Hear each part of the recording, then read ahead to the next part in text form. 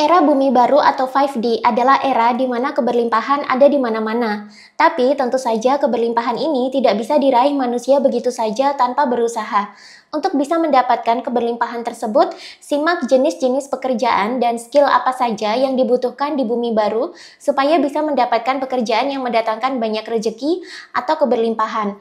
Tapi sebelum kita lanjut videonya, simak dulu informasi penting berikut ini. Kebangkitan spiritual adalah bangkitnya sisi spiritual dalam diri yang biasanya diawali dengan munculnya pertanyaan seputar siapakah diri saya sebenarnya, kenapa saya diciptakan di dunia ini, apa tujuan saya hidup. Proses kebangkitan spiritual sendiri ujungnya adalah untuk menemukan jawaban atas pertanyaan-pertanyaan tadi yang sebenarnya merupakan pertanyaan tentang eksistensi dan jati diri. Tapi sebelum manusia menemukan kembali jati dirinya sebagai makhluk spiritual yang menyatu dengan Tuhan dan alam semesta, manusia akan melalui serangkaian proses penyembuhan dan penyadaran diri dulu. Bagaimana proses ini terjadi? Apa saja yang harus kita lakukan selama proses kebangkitan spiritual ini? Selengkapnya akan kita bahas di online kelas saya di akhir bulan ini dengan tema kebangkitan spiritual dan penyembuhan. Klik link yang ada di deskripsi video dan isi formulir yang ada di sana untuk mendaftarkan diri kalian sekarang.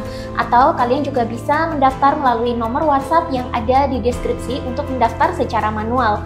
Di sini kalian juga bisa dapat bonus hipnoterapi yang bagus banget untuk penyembuhan dan juga peningkatan kesadaran. Makanya mumpung masih ada, yuk buruan join online kelas saya sekarang dan amankan seat kalian karena online kelas ini terbatas dan belum tentu akan saya bikin dengan tema yang sama.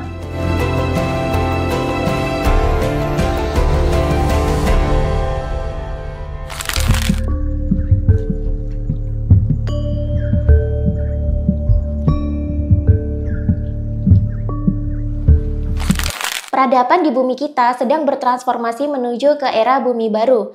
Ini adalah era di mana kesadaran kolektif kita menuju kepada kesadaran 5D yang banyak ditandai dengan bangkitnya kesadaran di mana-mana. Sehingga ini sebenarnya membuat manusia jadi lebih berdaya secara spiritual, mental, fisik, dan juga jiwa. Masuknya peradaban bumi menuju ke era bumi baru sebenarnya sudah dimulai sejak pergantian milenium kedua. Kita sedang memasuki zaman Aquarius. Ini adalah zaman di mana pencerahan banyak terjadi di mana-mana. Ini adalah zaman yang sudah berubah, dan kita sedang mengadaptasi nilai-nilai baru yang lebih baik. Nilai-nilai baru ini tidak hanya dari segi kesadaran individu saja, tapi juga meluas hingga ke sektor politik dan ekonomi. Jika di era bumi lama, perekonomian kita ini banyak dikontrol oleh segelintir elit saja, yang mana jumlahnya ini hanya 1% saja di dunia ini, maka di era bumi baru nanti, kesejahteraan ekonomi akan lebih inklusif. Akan banyak bermunculan orang-orang sejahtera baru dan gap atau selisih antara orang terkaya dengan orang menengah tidak begitu jauh. Tidak seperti era bumi lama di mana kapitalisme banyak mendominasi sistem perekonomian kita, gap atau perbedaan antara si kaya dengan si miskin ini begitu jauh dan begitu kentara. Di era bumi baru nanti, ada beberapa karakter ekonomi yang akan berubah pada dunia, dan karakter ini bisa jadi sangat berbeda, bahkan bertolak belakang dengan karakter ekonomi kapitalisme yang menjadi dominan di era bumi lama. Bagaimana sih kondisi perekonomian di era bumi baru nanti? Yang pertama, kooperatif, banyak kolaborasi. Jika di era bumi lama manusia saling bersaing untuk memperebutkan posisi puncak rantai makanan, maka ini tidak berlaku di bumi baru. Di bumi baru terjadi banyak sekali kolaborasi, bahkan kolaborasi dengan bidang usaha yang sebelumnya dianggap pesaing pun bisa saja malah terjadi. Justru bisnis-bisnis dan profesi yang bisa berkembang di era bumi baru adalah bisnis dan profesi yang bisa membuka peluang kerjasama dengan sebanyak mungkin mitra, yang egois, yang hanya mementingkan diri sendiri dan suka menjatuhkan pihak lain karena dianggap saingan justru akan cepat hancur. 2. Tidak ada perang untuk perebutan sumber daya alam. Di era bumi lama, banyak sekali terjadi perang, yang sebenarnya kebanyakan ini adalah perang proksi, yang sebenarnya bertujuan untuk menguasai sumber daya alam di negara tertentu, seperti perang Suriah, perang Taliban Afghanistan, dan perang Israel-Palestina. Di bumi yang baru nanti, perlahan perang-perang ini akan berakhir dan berganti menjadi munculnya banyak organisasi atau gerakan kerjasama baru antar negara. Bahkan kemunculan BRICS sebenarnya jika ditinjau secara spiritual, sebenarnya punya peranan untuk mengurangi peperangan ini. 3. Perekonomian lebih merata. Di era bumi lama, perekonomian hanya terpusat di segelintir elit saja, atau hanya terpusat di negara-negara tertentu saja. Biasanya hanya terpusat di negara-negara G7 atau negara-negara anggota OECD, sehingga ini menimbulkan gap atau jarak antara negara maju dengan negara berkembang yang sangat jauh. Di era bumi baru, Amerika Serikat dan negara-negara G7 atau OECD ini tidak lagi menjadi pemimpin atau menjadi pusat perekonomian dunia. Perekonomian menjadi lebih merata dan distribusi kekayaan jadi meluas. 4. Ekologis dan sustainable atau berkelanjutan. Di era bumi baru, kerjasama ekonomi mulai banyak yang memperhatikan kesejahteraan untuk lingkungan, bukan hanya semata-mata untuk mengumpulkan banyak kekayaan yang dipusatkan kepada elit 1% saja. Sekarang, mulai banyak bisnis dan usaha yang memikirkan dampak positif terhadap lingkungan juga, entah itu berdampak baik untuk alam ataupun berdampak baik untuk mengangkat komunitas masyarakat yang dulu termarginalkan. Bisnis-bisnis pun perlahan mengarah kepada bentuk usaha yang berkelanjutan atau sustainable. Bukan hanya mengeruk kekayaan, lalu ditinggalkan ketika sudah tidak menghasilkan. Tapi, para pemimpin dan pemilik usaha sekarang mulai memikirkan bagaimana dampaknya terhadap lingkungan sekitar dalam jangka panjang. 5. Era keberlimpahan di mana-mana. Di bumi baru, bisa jadi istilah negara maju dan negara berkembang perlahan-lahan ditinggalkan. Karena di masa depan tidak ada negara yang paling maju sendirian. Sedangkan di belahan dunia lain, ternyata ada loh negara yang masih merangkak dalam status berkembang dan terjerat kemiskinan. Peluang usaha dan pekerjaan banyak terbuka seiring dengan semakin canggihnya teknologi dan semakin cepatnya peredaran informasi. Mereka-mereka yang mengalami kebangkitan spiritual justru semakin mudah untuk mendapatkan peluang usaha atau mendapatkan pekerjaan yang mendatangkan banyak keuntungan dengan cara-cara yang mudah dan cepat. Bahkan, definisi keberlimpahan pun akan semakin berkembang. Tidak hanya keberlimpahan secara materi saja, tapi keberlimpahan sekarang dimaknai secara mental dan kejiwaan juga. Jadi keberlimpahan di ranah mental dan kejiwaan ini mulai diterima sebagai bentuk kekayaan yang baru. 6. Era kemajuan teknologi. Di bumi baru, teknologi berkembang dengan sangat pesat. Manusia akan terbiasa hidup berdampingan dengan robot dan AI. Banyak pekerjaan di bumi lama yang akhirnya punah dan tergantikan oleh AI atau robot. Tapi di sisi lain, banyak peluang pekerjaan baru yang muncul. Mereka yang memiliki tingkat kesadaran yang tinggi cenderung lebih mudah mendapatkan peluang-peluang baru dan mereka cepat menguasainya. Kemampuan intuitif dan kreativitas ini mutlak diperlukan di era bumi baru yang serba cepat dan canggih tersebut jika ingin berkembang. Ini adalah era perkembangan hidup, bukan lagi era bertahan hidup. 7. Indonesia menjadi gudangnya sumber daya dan bahan baku di industri-industri baru di era bumi baru atau 5D.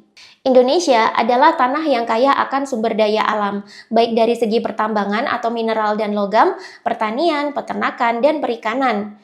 Indonesia juga diberkahi penduduk yang melimpah, sehingga ini membuat Indonesia berpotensi tumbuh menjadi kekuatan ekonomi baru di era bumi baru nanti. Makanya tidak heran Indonesia diprediksi bakalan menjadi kekuatan ekonomi besar di dunia pada tahun 2030 mendatang.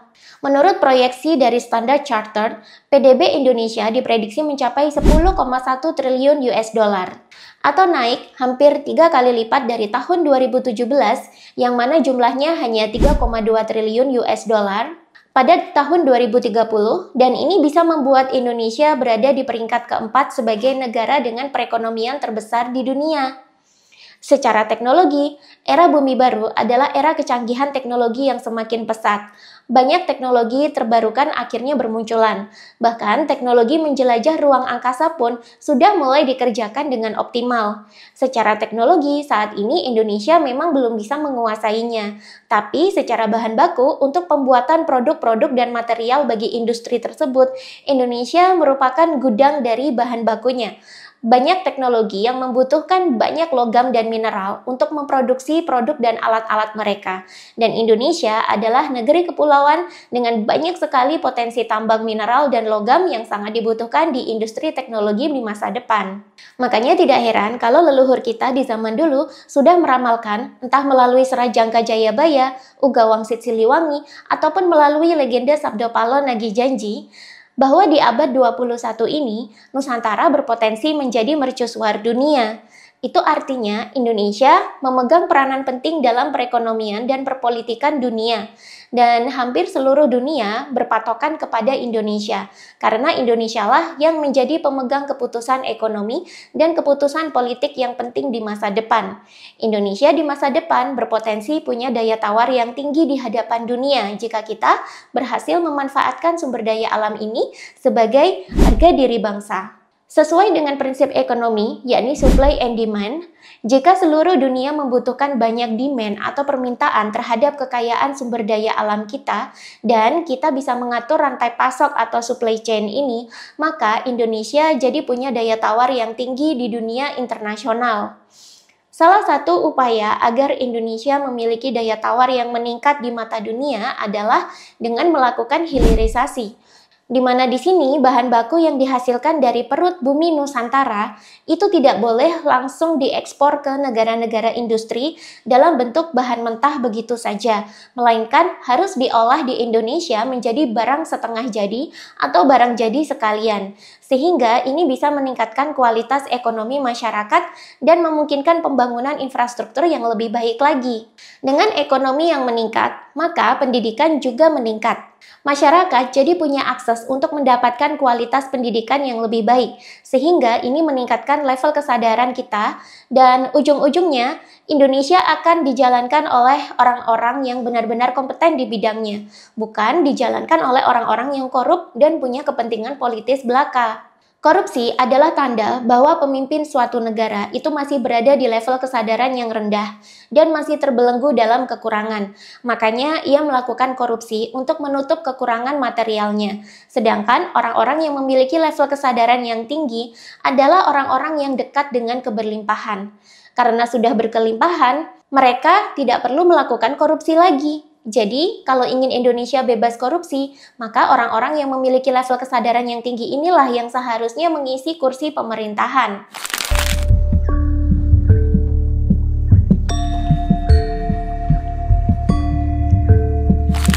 Di bumi baru nanti, meskipun banyak orang mengatakan bahwa AI dan robot bisa menjadi ancaman bagi manusia karena bakal menggantikan banyak pekerjaan, sebenarnya juga akan bermunculan peluang-peluang baru yang mungkin di era sebelumnya tidak ada. Hanya saja, memang dibutuhkan orang-orang yang kreatif yang bisa menangkap peluang ini. Kreativitas itu banyak dihasilkan dari otak kanan dan juga dari pikiran bawah sadar yang rileks dan tenang. Makin tenang manusia, makin menikmati hidup, maka makin meningkat kreativitasnya. Ini sebenarnya adalah poin plus yang dimiliki oleh orang-orang yang mengalami kebangkitan spiritual, karena kebangkitan spiritual itu menyembuhkan dan memberdayakan manusia. Kebangkitan spiritual itu membuat manusia secara alami akan terdorong untuk menyembuhkan diri dan berpindah dari lingkungan hidup yang semula bertahan hidup atau survival mode menjadi menciptakan atau creation mode. Banyak hal baru yang bisa dikerjakan, banyak karya baru yang bisa dihasilkan. Hidup bakalan menjadi lebih produktif dan lebih berdaya. Selain itu, kebangkitan spiritual juga membuat manusia jadi semakin cerdas secara spiritual. Level SQ atau spiritual quotient-nya akan meningkat. Otomatis kecerdasan emosional atau EQ juga meningkat. Makin cerdas manusia secara emosional, dirinya juga semakin tenang. Maka pemikirannya juga semakin terbuka terhadap perkembangan zaman. Manusia bakalan semakin optimis dan kreativitas makin muncul. Makin tenang manusia, maka makin kreatif dan makin intuitif dia.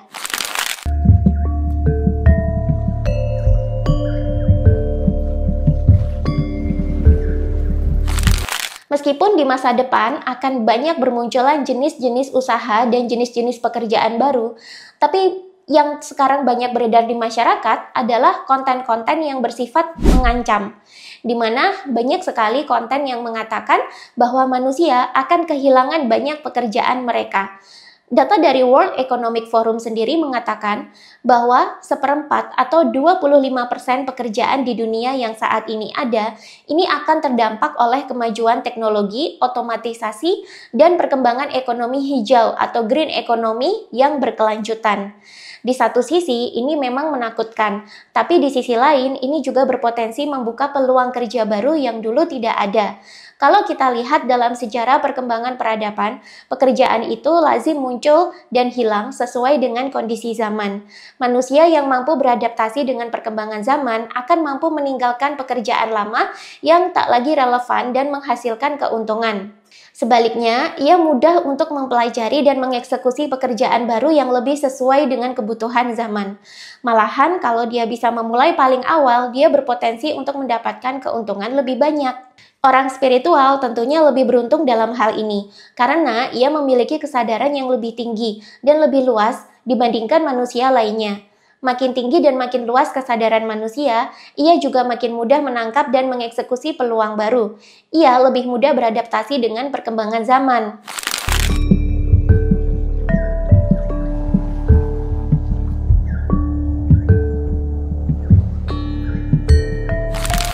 Untuk bisa beradaptasi dan berkembang di era bumi baru nanti, otomatis manusia juga harus bisa menguasai beberapa skill atau keterampilan yang akan dibutuhkan di bumi baru.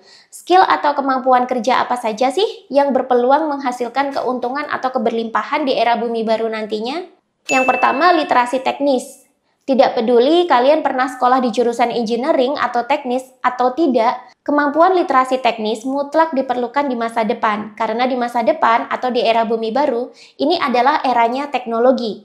Manusia yang punya kemampuan baik di bidang teknologi akan hidup mapan, apalagi kalau kemampuan teknisnya bisa mengikuti kebutuhan zaman.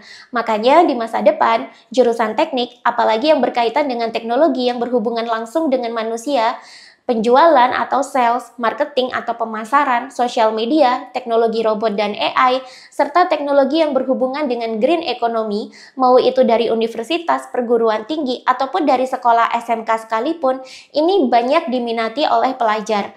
Bahkan di masa depan juga bakalan melimpah edukasi-edukasi online tentang teknologi yang bebas diakses oleh siapa saja. Kalau manusia tidak punya minat belajar yang tinggi, sudah pasti bakalan ketinggalan. 2. Berpikir analitis. Berpikir analitis ini masih menjadi hal yang diperlukan dalam era bumi baru. Sebab di masa depan, semua akan serba teknologi dan otomatisasi. Teknologi dan otomatisasi memerlukan kemampuan berpikir rasional dan analitis yang tinggi. Ini memerlukan kinerja otak kiri yang baik, karena otak kiri adalah penghasil dari kecerdasan intelektual atau IQ yang memungkinkan manusia bisa berpikir analitik dan rasional dengan baik. 3. Kreativitas. Selain memerlukan IQ yang tinggi, agar bisa berkembang di era bumi baru, manusia juga perlu mengembangkan kreativitasnya. Dengan kreativitas yang tinggi, manusia bisa lebih cepat untuk menangkap peluang. Dengan kreativitas yang tinggi juga, manusia jadi mudah mengatasi masalah, alias memiliki kemampuan problem solving yang baik. Di masa depan, orang yang pintar secara intelektual bisa kalah dengan orang yang memiliki kreativitas yang tinggi. Sebab kecerdasan intelektual itu cenderung single fokus, hanya melihat masalah dari satu sudut pandang. Sedangkan orang-orang kreatif bisa multifokus. Ia bisa melihat masalah dari beragam sudut pandang, sehingga bisa menemukan problem solving yang lebih cepat. Kreativitas adalah ranahnya otak kanan dan pikiran bawah sadar. Makin tenang manusia, otak kanannya makin berkembang dan makin terbuka dengan dimensi pikiran bawah sadar yang luas. Maka makin banyak kreativitas yang ia miliki. Meditasi ini sangat ampuh untuk melatih manusia menjadi lebih tenang dan lebih terhubung dengan pikiran bawah sadarnya yang kreatif. 4. Kecerdasan emosional atau EQ. Manusia yang memiliki kecerdasan emosional rendah, mereka cenderung tergerus dengan kemajuan zaman.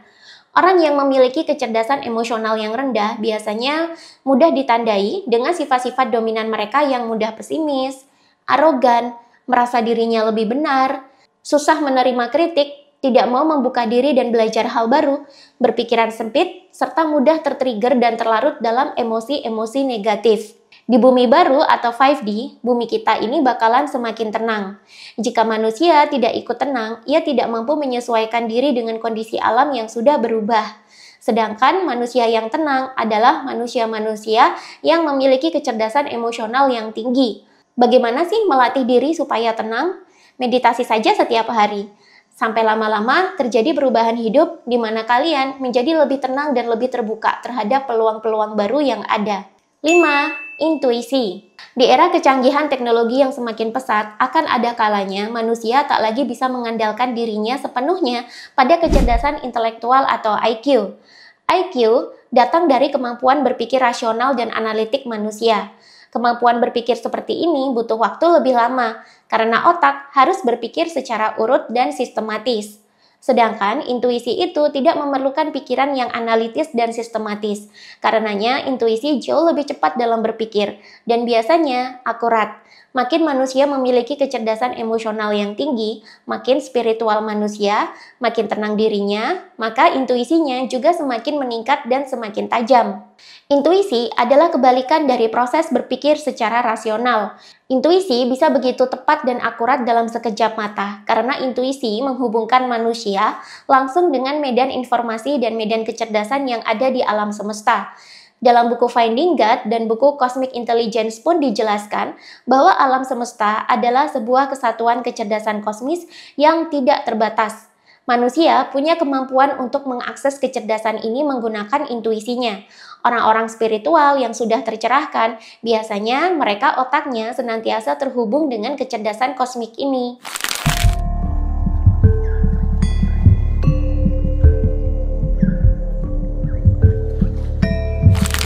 Setiap manusia memiliki level kesadaran yang berbeda-beda. Makin spiritual manusia, biasanya level kesadarannya juga semakin tinggi. Ini bisa dipelajari dari skala kesadaran atau Map of Consciousness yang sudah diriset oleh Dr. David Hawkins berikut ini. Menurut riset dari Dr. David Hawkins yang dituliskan dalam bukunya Healing and Recovery, dijelaskan bahwa makin tinggi level kesadaran manusia, maka manusia juga makin terbuka pada keberlimpahan. Sedangkan makin rendah level kesadarannya, manusia juga semakin dekat dengan kemiskinan dan pengangguran. Banyak pengangguran yang bergetar atau bervibrasi pada level kesadaran rendah atau kesadaran 3D, di mana di sini kesadaran manusia itu sangat rendah, sehingga tidak mampu terbuka pada kemungkinan-kemungkinan meraih peluang baru.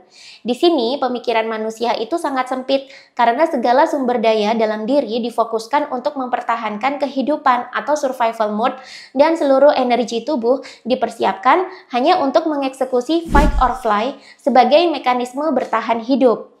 Sedangkan orang-orang yang memiliki level kesadaran yang tinggi, mereka tidak lagi berada dalam survival mode. Mereka sudah berpindah ke creation mode atau mode penciptaan, sehingga mereka juga mengalami perbaikan dari segi ekonomi, pendidikan, dan kesehatan. Makin tinggi level kesadaran manusia, maka makin ia terbuka dengan keberlimpahan-keberlimpahan hidup. Apa sih tandanya kalau kita berada di level kesadaran yang rendah? Singkatnya, kalau dalam skala kesadaran Hawkins ini, kita masih berada di skala di bawah 200, maka kita masih memiliki level kesadaran yang rendah. Makanya, naiklah ke level kesadaran yang lebih tinggi supaya terjadi perbaikan dalam hidup. Meditasi bisa menjadi jalan ampuh, namun sederhana untuk menaikkan level kesadaran ini. Caranya cukup dengan lakukan meditasi secara rutin setiap hari.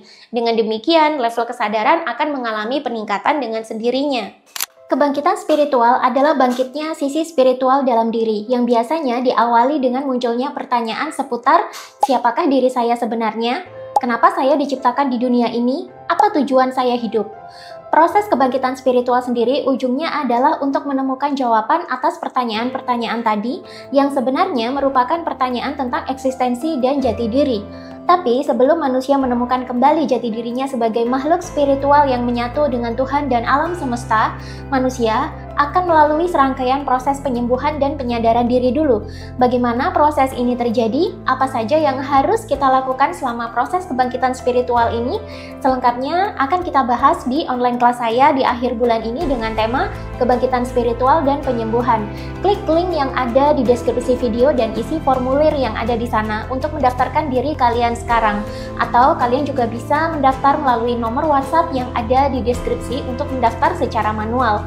Di sini kalian juga bisa dapat bonus hipnoterapi yang bagus banget untuk penyembuhan dan juga peningkatan kesadaran. Makanya mumpung masih ada, yuk buruan join online kelas saya sekarang dan amankan seat kalian karena online kelas ini terbatas dan belum tentu akan saya bikin dengan tema yang sama.